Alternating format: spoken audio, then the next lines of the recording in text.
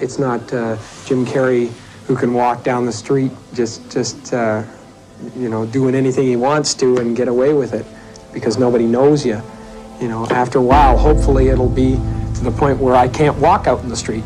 Won't that be fun? where it'll be impossible to walk anywhere without being recognized. When you create yourself to make it,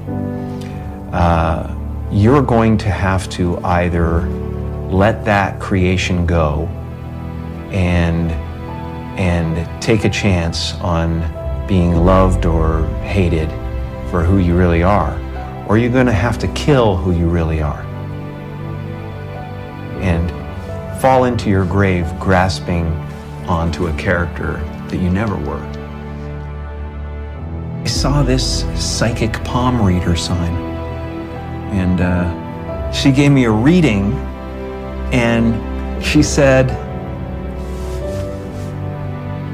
"You're about to do 3 things, 3 movies that will be very, very, very big and very important, and after that, it will be impossible for anyone to knock you down from that place."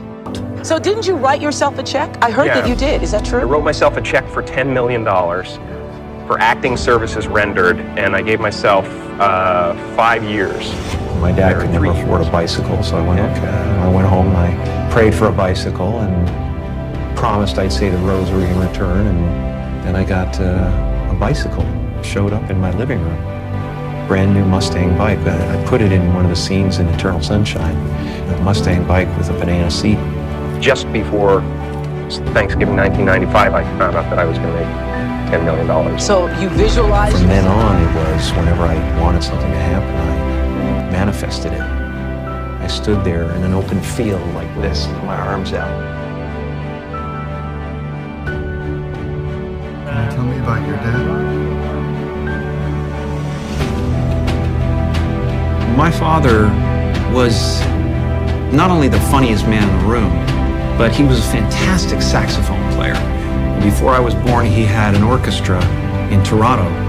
But, in order to be something special, you had to leave Canada and come down to the States and prove yourself in the States.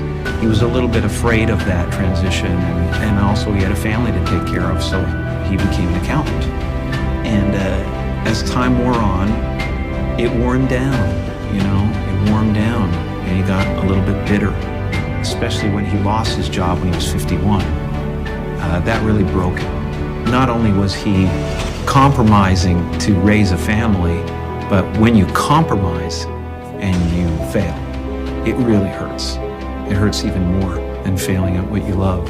So that was an example for him that you can fail at what you don't love.